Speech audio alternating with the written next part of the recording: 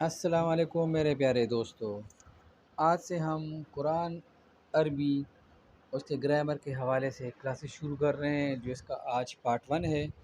اور آج ہم بتائیں گے آپ کو کہ جب بھی کسی زبان کے قواعد مرتب کیے جاتے ہیں تو اس زبان میں استعمال ہونے والے تمام بامانی الفاظ کی گروپنگ کر لی جاتی ہے۔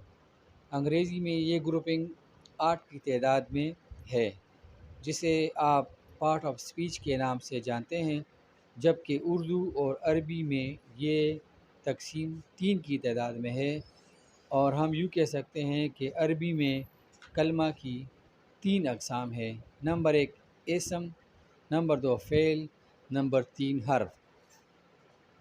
آج کے لیے ہمارا اتنا سبق کافی ہے۔